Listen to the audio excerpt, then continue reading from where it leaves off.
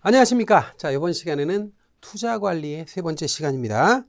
자, 우리 투자 관리 세 번째 시간은 3장부터 시작되죠. 자산 배분 전략의 종류. 여기서부터 출발하는데요.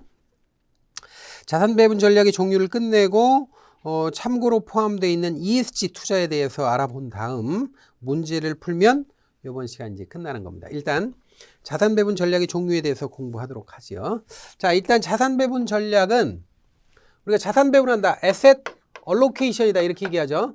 이 자산 배분은 두 가지 측면에서 살펴봐야 되는데 자산 배분 전략의 두 가지 방법이 우리 교재에서는 전략적 자산 배분과 전술적 자산 배분으로 나누거든요. 근데 이걸 외워야 돼요. 이거 외워야 돼요. 그래서 제가 여기 판서에 쓰는 건 무조건 외워야 됩니다. 일단 그렇게 외운다고 생각하고 하셔야 돼요.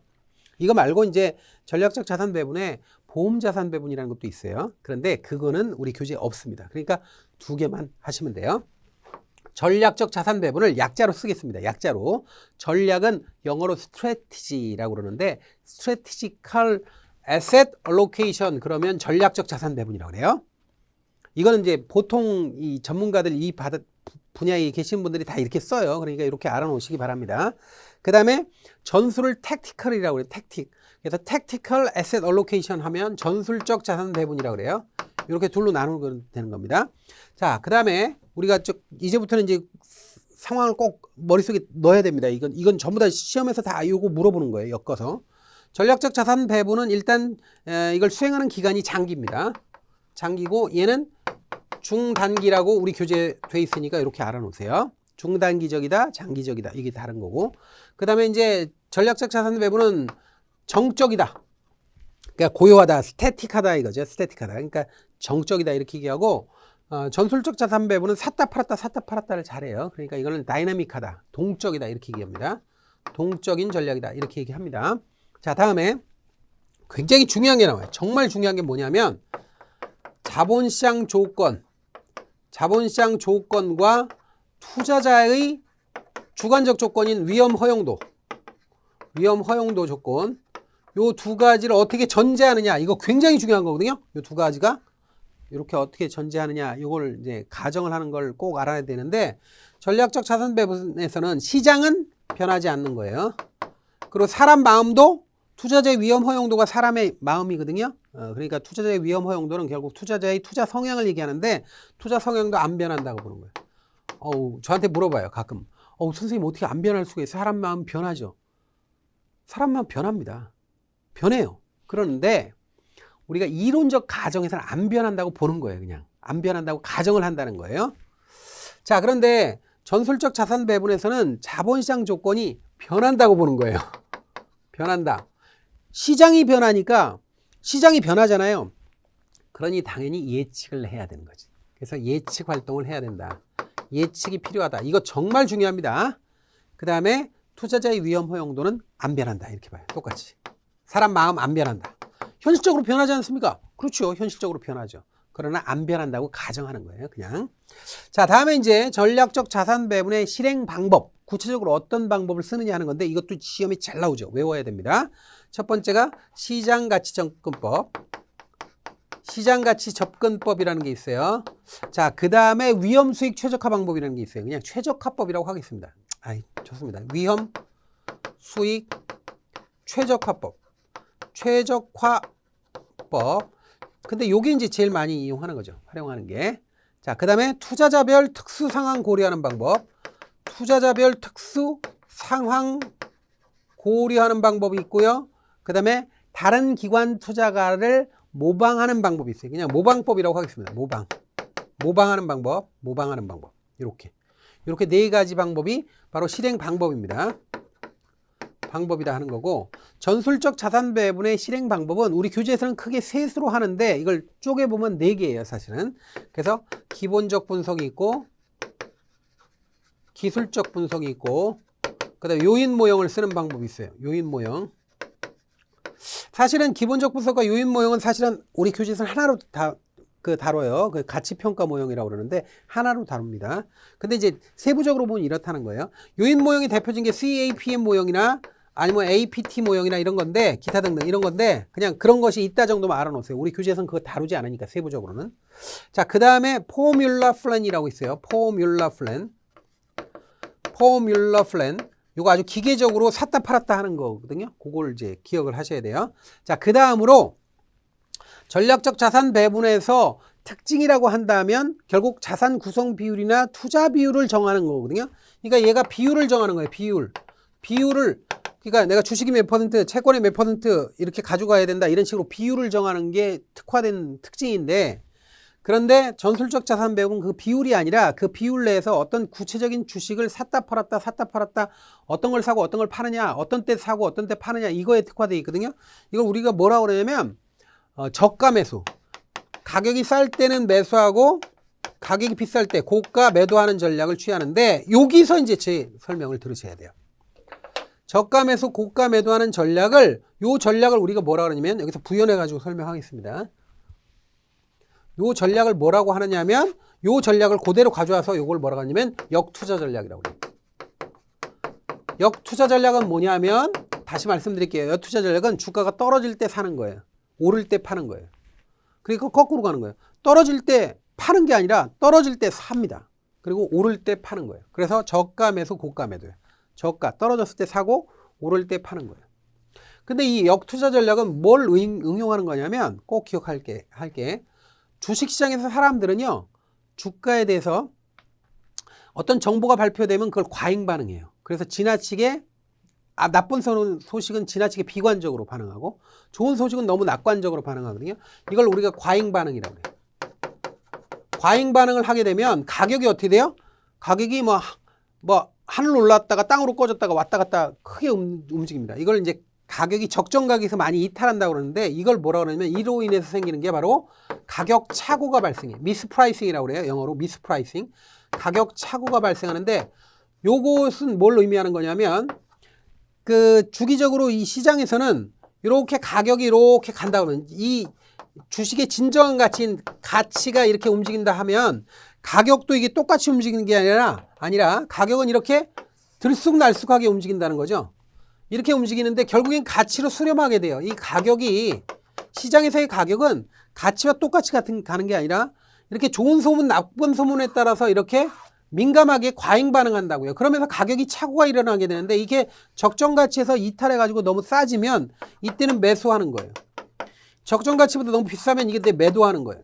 그래서 이게 자동적으로 저가 매수 고가 매도가 나타나는 거지. 저가 매수 고가 매도가.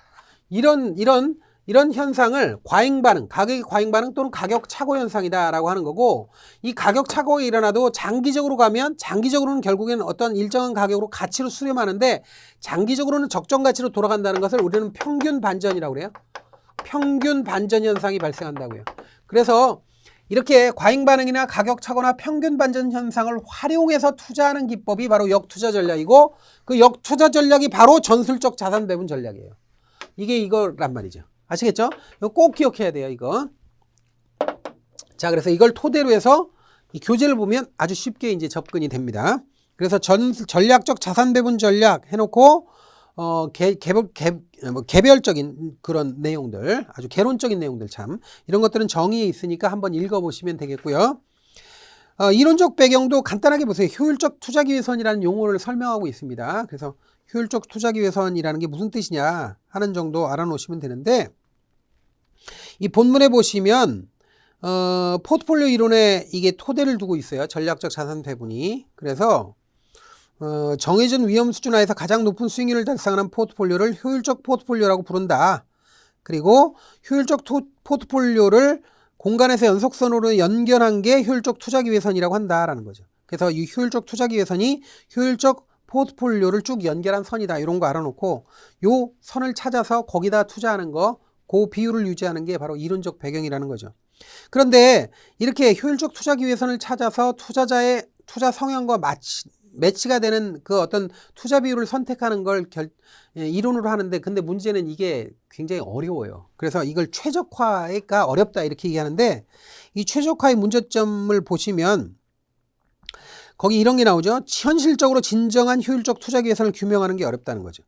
그래서 뭐 여러 가지 추정 오차나 이런 것들 때문에 자산 집단의 과잉 또는 과소 투자가 이루어질 뿐 아니라 비효율적인 포트폴리오가 구성될 수 있다는 거예요. 그렇기 때문에 현실적으로 최적 투자 비중, 최적화를 하기가 어렵다라는 겁니다. 그렇게 알아놓으시면 되겠네요.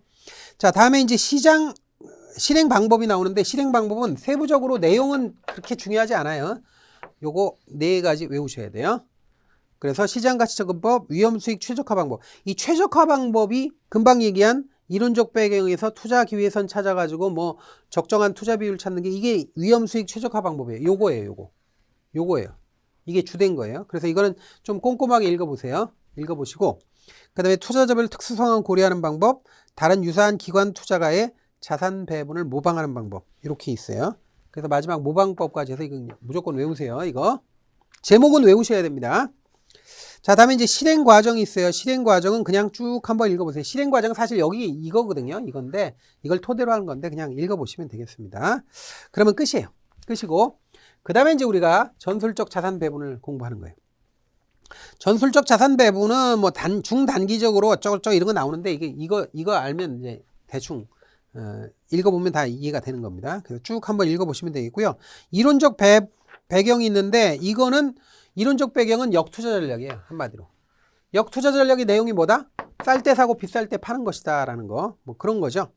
그래서 역투자 전략을 토대로 해서 뭐 여러 가지 뭐 그건 나옵니다. 뭐 그래서 뭐 증권시장의 과잉 반응 현상을 현상을 이용한다는 거, 뭐 이런 내용이 쭉 설명이 돼 있어요. 또 과잉 반응 현상이 나타난다든지 가격 착오가 있다든지 이런 것들이 쭉 있으니까 읽어보시면 다 이해가 되는 거예요. 제가 다 설명드렸어요. 그래서 증권시장에서는 가격이 정상 가격에서 이탈하지만 장기적으로는 그 적정 가격으로 다시 수렴한다, 뭐 이런 거 나오죠. 그 과정에서 가격이 급등락하는데 요거 이제 가격 착오 현상이 발생하는 거에 대한 설명이 있단 말이죠. 그래서 한번 읽어보시면 되겠습니다.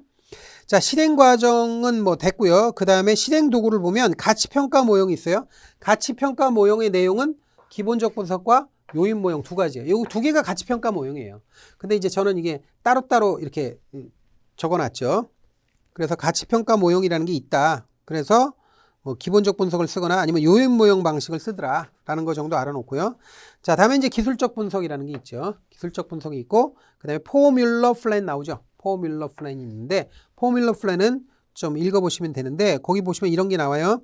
주가가 하락하면 주식을 매수하고 주가가 상승하면 주식을 매도하는 역투자 전략이다. 정액법, 정률법이 있다. 자, 그러니까 주가가 하락하면 주식을 매수하고 주가가 상승하면 주가를 매도하는 역투자 전략이다. 그걸 자동적으로 실행하게끔 만드는 게 포뮬러 플랜이에요. 포뮬러라는 게 형식적이라는 뜻이잖아요. 그러니까 기계적으로 한다는 거예요. 기계적으로 샀다 팔았다 한다는 거예요. 그래서 정액법과 정률법이 있다는 것까지 살펴봤습니다. 여러분들 있잖아요. 이렇게 자산 배분 전략은 굉장히 사실은 세부적으로 다 들어가면 뭐 포트폴리오 이론까지 공부해야 되고 뭐 이런다 그러면 굉장히 어렵고 복잡합니다. 그런데 우리 교재에서 요구하는 수준은 그런 수준까지는 아닙니다. 그래서 그 수준에 딱 맞게 제가 말씀을 드렸으니까 그거에 맞춰서 여러분들이 제가 강조한 내용을 다시 한번 정리를 하시고 그리고 책을 읽어보시면 되겠습니다. 그러면 지문 다 구분할 수 있습니다. 자, 그 다음으로 우리가 공부해야 될 내용이 뭐냐면 바로 ESG 투자에 대한 이해라고 하는 거죠. 그래서 ESG 투자라고 하는 것이 무슨 뜻이냐라는 거, 이런 거 하고, 그 다음에 ESG 투자와 관련된 결사체에 대한 내용이 우리 교재에 있는데, 여러분들이 교재를 보시면 ESG 투자에 대한 이해라고 해놓고 참고라고 돼 있어요. 참고. 그러니까 여기는 정식 목차가 아니라는 거죠. 정식 목차가 아니라 참고 자료가 들어간 거예요. 그래서 여러분들이 본문을 읽어보시면 아시겠지만, 반드시 읽어보셔야 돼. 이거 읽어보시면 아시겠지만 이게 무슨 이론서처럼 목차를 잡아서 이렇게 설명하는 것이 아니라 그냥 무슨 사업계획서처럼 뭐 팜플렛 같은 형태로 해가지고 쑥 들어가 있어요. 그러니까 이 내용은 체계적인 이론서가 아니에요. 그러니까 어떤 소개서 정도 수준이에요. 그래서 공부하기는 좀 어려운데 그냥 독서 자료로 생각하고 읽어보시고, 무엇보다도 ESG 투자는 ESG가 뭐냐서부터 이해하는 게 되게 필요합니다. 그래서 ESG에 대한 내용을 지금부터 말씀드리겠습니다. 자, 여러분들 ESG 하면 여기다 이렇게 쓰죠. ESG. 그럼 E는 뭐예요? E는 environment라고 그러죠. environment 맞죠? 요거 하나 치우죠. environment인데 요게 뭐냐면 environment라고 하는 건 환경이죠. 환경이라고 해야 되고 그 다음에 이제 요거는 social이에요. social은 사회죠. 그 다음에 이건 가버넌먼트가 아니라 가버넌스죠. 가버넌스라고 그래서 이 가버먼트라고 그러면 안 돼요. 정부가 아니라 지배구조라고 여기서는 해석을 합니다. 지배구조 이렇게 하는 거예요. 자, 그러면 한번 생각해 보세요. 우리가 기존에 우리가 어떤 기업의 주식을 취득하는 방식으로 투자를 한다는 건 뭘 보고 투자를 하냐면 이 기업이 얼마나 돈을 많이 벌어주느냐 이거 보고 투자하는 거죠. 돈을 많이 벌어주는 기업에 투자하는 거예요. 그러니까 당연히 투자할 때는 그 기업의 정보를 분석할 때 당연히 재무 분석 위주로 해요. 재무 분석이라고 하면은 대개 그 기업이 뭐 재무상태표나 아니면 뭐 손익계산서나 뭐 이런 것들을 보면서 아, 기업이 돈을 얼마나 벌었고 재산이 어느 정도 있고 여기 부채가 어느 정도 있고 영업이익은 얼마를 거뒀고 뭐 이런 것들을 분석을 하잖아요. 이렇게 이 재무 정보만 분석하다 보니까 그냥 뭐 윤리적으로 어떻게 됐든 환경을 해치든 어쨌든 간에 그냥 돈만 벌고 막 이렇게 자본주의 시장 경제 체제에서 잘 적응만 하면은 무조건 그냥 괜찮은 기업이다 이렇게 평가가 될 수 있잖아요. 그런데 이렇게 하다 보니까 자꾸 사회가 병들어요. 지구가 병듭니다. 그래서 대각성이 일어나서 투자자들이나 아니면 이 지구촌의 참여자들이 앞으로 우리가 어떤 행위를 할 때 또는 기업 활동을 할 때 환경적으로 건강하고 친환경적이고 사회적 측면에서는 사회적 책임을 다하거나 윤리적 책임을 다하고 그리고 지배구조를 측면에서 보면 수평적이고 민주적인 그런 지배구조, 즉 바람직한 지배구조를 갖는 회사가 그 기업이 더 잘 될 수 있도록 그 회사에 투자할 수 있도록 평가 툴을 다시 만들자라는 흐름이 생기게 됩니다. 그게 바로 ESG 투자고 ESG 평가가 되는 거예요. 그리고 그런 경영을 ESG 경영이라고 하는 거죠. 그래서 ESG 경영을 잘하는 회사에 자본이 이렇게 집중되게 하기 위해서 투자가 많이 일어나기 위해서 어떤 평가 틀을 만드는 것이 바로 이 교재에서 설명하고 있는 거예요. 이게 금융산업 전반적으로 일어나고 있는 지금 현재의 큰 흐름이다라는 거죠. 그래서 ESG의 그러니까 환경, 사회, 지배구조 측면에서 바람직한 우량 기업에 투자하는 흐름을 ESG 투자라고 하는데 이 ESG 투자를 우리나라에서는 책임 투자라는 말을 더 많이 씁니다. 사실은 책임 투자 또는 지속 가능 투자 이런 표현을 쓰는데 지속 가능 투자 근데 지속 가능 투자보다는 책임 투자라는 말을 많이 써요. 그전에는 뭐 사회 책임 투자 이렇게 얘기했는데 그냥 지금은 책임 투자 이런 표현을 씁니다. 그래서 책임 투자가 뭐다? 바로 ESG 투자고 ESG가 뭐다? 환경이나 사회나 지배구조의 바람직한 방향을 잡아서 투자하는 그 활동하는 기업에 투자하는 거. 그 기업의 주식을 사는 거. 이런 거죠. 그런데 이 ESG에 대한 정보는 기존에 예를 들어서 손익계산서나 재무상태표에 있어요, 없어요? 없어요. 표현을 못해요. 이 ESG에 대한 정보는. 그래서 기존의 재무정보에 포함이 안 돼요. 포함이 안 되다 보니까 새로운 평가 툴이 필요한 거예요. 새로운 평가 체계가 필요한 거예요. 평가 시스템이 필요한 거고 요 평가 시스템에 따라서 새로운 평가 방식이 나오는 거예요. 툴이 나오는 건데 이 평가 툴을 지금 제시하고 있는 내용이 전부 다 이 교재에 수록되어 있는 겁니다. 그리고 평가를 하기 위한 여러 가지 제도적 장치나 이런 것들 그리고 평가를 하기 위한 주체로서 무슨 주체나 아니면 시스템에 관련돼서 이니셔티브라고 해서 결사체가 설명되고 있는 거예요. 그래서 결사체의 대표적인 게 우리 교재를 보시면 그 두 번째 결사체에 보시면 SFDR이라는 게 나와요. SFDR. 아, 이게 영어도 되게 길고 헷갈리죠? 그 다음에 두 가지 나오는 게 뭐냐면 TCFD가 나와요. TCFD. 그래서 SFDR 뭐 이런 거는 뭐 지속 가능한 이게 파이낸셜이거든요. 그러니까 이게 Sustainable Finance 그다음에 Disclosure가 공시라는 뜻이고 이 Regulation 규제니까 지속 가능한 금융 공시 규제 이런 거 유럽을 중심으로 만든 이니셔티브 결사체입니다. 그다음에 TCFT는 T가 뭐냐면 태스크포스예요. 태스크포스 그러니까 프로젝트 또는 태스크포스 그룹이라는 얘기죠. 태스크포스고 이게 뭐예요? 클라이밋은 기후죠. 그래서 클라이밋 related 기후와 관련된 뭐냐면 F가 financial disclosure 규제라는 거, 그 공시라는 뜻이에요. disclosure 공시라고 번역을 하니까 그래서 기후 관련 금융 공시를 위한 태스크포스 이렇게 얘기합니다. 그래서 요 두 개가 우리 교재에서 설명되고 있어요. 이 두 개를 분별을 하셔야 돼요. 분별을 해야 돼요. 이거 구별을 하고 그다음에 각각의 특징이 뭐냐를 알아야 시험 문제에 대응할 수 있다고 봅니다. 그래서 이 부분은 우리 교재가 지금 참고 형태로만 들어가 있기 때문에 정식으로 이론서라고 보기는 어려워요. 그러니까 소개서 정도 수준이에요. 그러니까 이거는 읽어볼 수밖에 없다라는 거예요. 그런데 무엇에 주목해서 보아야 하느냐? 이거는 이제 저 설명을 들으셔야겠죠. 일단은 우리가 ESG 투자라는 것이 친환경적이고 윤리적이면서 바람직한 지배구조를 지향하는 기업에 투자하는 거예요. 그 환경 측면에서 보면 요즘 많이 그런 얘기 나오지 않습니까? 기후변화나 탄소 배출, 그 다음에 대기나 수질오염에 대응해서 친환경적이고, 그 다음에 해양 생태계를 잘 유지하기 위한 기업 활동을 한다든지, 물 부족 사태 해소를 위해서 노력한다든지, 아니면 재활용에 관심이 있다든지, 아니면 포장지를 비닐 포장을 하는 게 아니라 종이 포장으로 한다든지, 빨대를 플라스틱이 아니라 종이 빨대를 쓴다든지, 아니면 환경 오염이 많은 어댑터 같은 거를 끼워주지 않는다든지, 이런 것도 전부 다 뭐냐면 친환경적인 활동이라는 거죠. 그걸 점수화해서 공시해서 이런 기업이 이런 활동을 합니다라는 거 공시를 해주자는 거예요. 그래서 공시를 해서 이게 친환경 기업이다 그러면 많은 사람들이 그쪽에 그 기업에 투자하게끔 만들자는 거죠. 그래서 바람직하게 친환경적인 활동을 하는 기업이 더 높은 가치를 얻게 되고, 환경을 저해하는 활동을 하는 기업은 낮은 가치를 매기게 해서 궁극적으로는 이게 도태시키자는 그런 흐름이 되는 겁니다. 사회적인 측면도 마찬가지입니다. 사회적인 측면에서도 윤리 경영이라고 얘기했지만 고객 만족 경영, 고객의 어떤 개인 정보를 보호하기 위한 노력을 많이 한다든가, 아니면 양성평등을 추구한다든가, 아니면 회사의 의사결정이 직원이 참여하도록 만든다든가, 아니면 인권이나 무슨 착취가 일어나지 않도록 권리를 충분히 보장한다든가, 노동기준을 철저하게 지킨다든가, 이런 것들이 전부 다 뭐냐면 사회적인 책임 투자 또는 윤리 경영이다 이렇게 얘기하는 거죠. 그 다음에 이제 지배구조와 관련돼서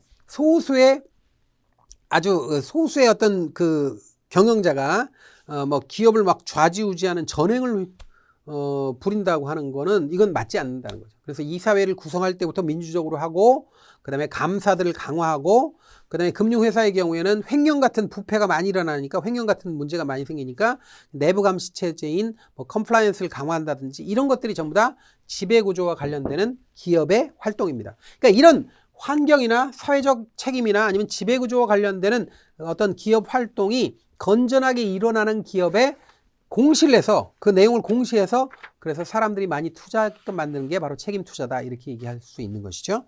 그래서 여러분들이 그것과 관련되는 내용을 개괄적으로 말씀드렸으니까 그런 내용을 여러분들 본문에 읽어보셔야 돼요. 거기 보시면 ESG 책임 투자의 기본 이해라는 게 있어요. 그래서 그거 제가 말씀 나눈 내용이 거기에 이제 크게 들어가 있는 거죠. 거기 보시면 이런 게 나와요. 본문에 ESG는 기존 재무정보에 포함되지 않으나, 이런 말 나와요.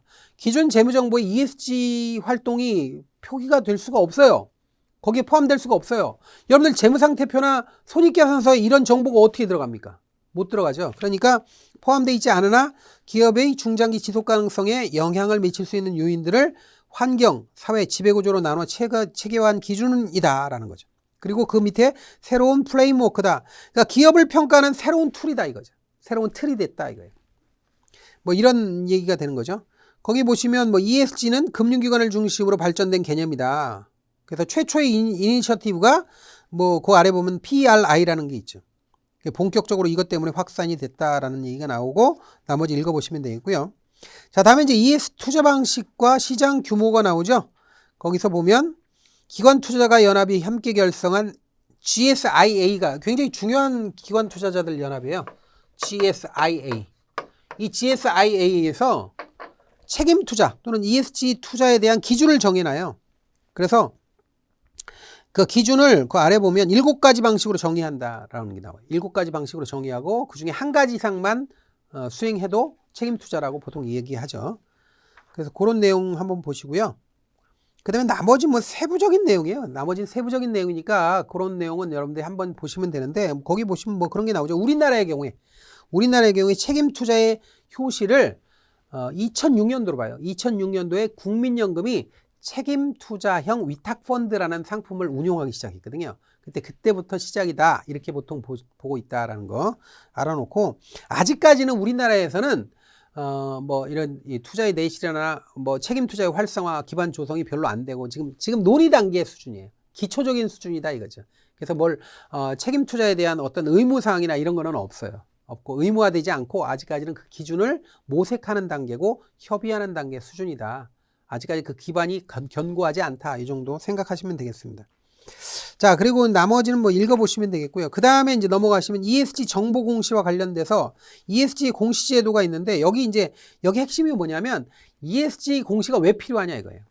지금 ESG에 대한 관심이 높아지니까 기업들이 가짜로 이 기업은 별로 환경에 관심이 없어. 그런데 우리는 친환경 기업입니다 하면서 거짓말로 거짓된 활동을 하는데, 이걸 우리가 그린워싱이라고 그래요. 그린워싱. 워싱이라는 말이 뭐죠? 워싱은 세탁을 얘기하는 거예요. 세탁. 그러니까 돈 세탁, 신분 세탁처럼 세탁이죠. 원래는 그렇지 않은데 그런 것처럼 속이는 거예요. 그래서 친환경 기업이 아닌데 우리는 그린 에너지를 씁니다. 아니면 뭐 환경을 강조합니다. 그러면 환경의 이제 대표적인 이미지가 그린이잖아요. 그래서 환경 기업으로 마치 환경 기업처럼 가장하고 하는 거를 그린워싱이라고 그래요. 그러니까 순수하게 이 ESG에 관심이 있는 게 아니라 마케팅 목적으로 돈 좀 많이 벌어보려고 하는 그런 가장된 행동을 이 그린워싱이라고 하는데, 이게 마케팅이 주 목적이에요. 실제로는 마케팅만을 주 목적으로 하는데, 이렇게 되다 보니까 그 기업에 대해서 잘 모르게 된다는 거죠. 그래서 이 기업이 진짜로 진심으로 ESG 활동을 하는지, ESG를 위한 활동을 하는지를 공시하는 게 필요하다는 거예요. 그린워싱 같은 마케팅의 문제 때문에. 그래서 그런 내용이 나옵니다. 그래서 쭉 한번 공시 의무와 관련되는 내용들, 이게 왜 그런 흐름이 있느냐라는 거를 알아보고, 그 다음에 앞으로 금융기관을 중심으로 해서 ESG 공시 확대가 굉장히 커질 것이다. 이런 거예요. 그런 거 한번 생각해 보시면 되고, 거기 보시면 무슨 쭉 읽다 보시면 뒤에 보면 2020년 읽다 보시면 2020년도에 잠깐 ESG 시장이 퇴조한 적이 있는데, 그건 일시적인 거지 계속해서 ESG 공시는 확대될 것이다 라는 거 좀 한번 읽어보시면 되겠습니다. 자, 그 다음에 이제 ESG와 관련돼서 이 공시에 대한 여러 가지 그 어떤 이니셔티브, 즉 결사체가 나오게 되는데, 그 대표적인 건 뭐다 하는 거예요. 그 다음에 SFDR이다. SFDR은 하여튼 저도 입에 안 붙는데, SFDR은 Sustainable Financial Disclosure Regulation 이라고 해서 그냥 지속가능 금융공시 규제 이렇게 얘기합니다. 그래서 이건 유럽을 중심으로 만들어진 거죠. 그래서 유럽 금융기관 그 대상 상품하고 그 다음에 주체 또는 정책에 대한 포괄적인 공시 기준으로 세계에서 가장 많이 쓰는 거예요. 금융기관에서, 금융회사에서. 그래서 지속가능한 공시 규제다. 이렇게 보고, 보세요. 그 본문 보시면 유럽에서 2021년 3월부터 지속가능 금융공시규제 SFDR 1단계가 시행되면서 일정 규모 이상 금융기관은 주체 단위, 상품 단위 두 가지예요. 주체, 그 금융회사 주체, 그 다음에 상품, 그 금융회사가 팔고 있는, 취급하고 있는 상품, 요 단위로 해가지고 ESG 정보를 공시해야 되는 겁니다. 이렇게 됐는데, 이제 주체 단위, 그 상품 단위에 따라서 어떤 내용을 공시해야 되는지를 이제 가볍게 살펴보시고요. 너무 외우려고 하지 마시고 살펴보고, 이런 것들이 지금 확산되고 있다. 이 흐름이. 이렇게 이해하시면 되겠습니다. 자, 그래서 그 뒤에 가시면 SFDR이 단계적으로 시행되는데, 단계가 2단계. 1단계 그러면 안 돼요. 2단계라는 거 알아놓고요. 나머지 읽어보시면 되겠습니다. 그 다음 이니셔티브로 TCFD가 있어요. TCFD. 우리 교재 보세요. TCFD라는 게 나오죠? Task Force on Climate Related Financial Disclosure 이렇게 돼 있죠. 그러니까 기후와 관련된 금융 공시에 관한 태스크포스다. 이렇게 얘기할 수 있는 거죠. 그래서 요 본문을 보시면 파리 협약 목표 이행 요구와 금융시장의 참여자로부터 기후 관련 정보 수요가 증가하면서 어쩌고 해서 설립된 이니셔티브다. 이런 말 나오죠. 그리고 얘네들은 기후와 관련되는 가장 중요한 결사체예요.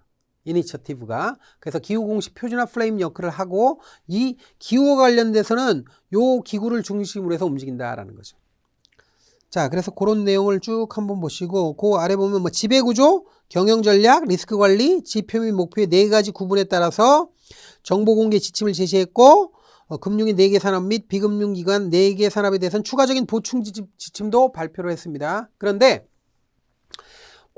금융산업 4개하고 비금융산업 4개에 대해서 보충 지침을 발표한 한 건데, 여러분들 얘네들만 요 금융 4개 산업하고 비금융 4개 산업만 뭐 어떤 정보 공개 지침이 있다고 하면 안 돼요.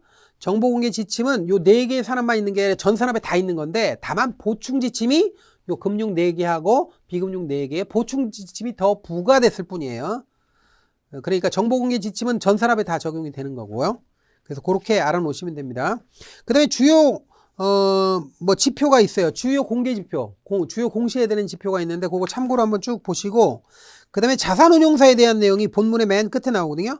자산운용사에 대해서는 파리협정 온도 경로에 부합하는 포트폴리오 부합성, 자금 배출 지표 등 정보 공시 내용 및 수준이 크게 심화되었다. 그러니까 자산운용사는 조금 더 디테일하고 심화되게 공시해야 된다, 그런 얘기입니다. 그런 내용이 있다는 거 확인하고 넘어가시면 되겠습니다.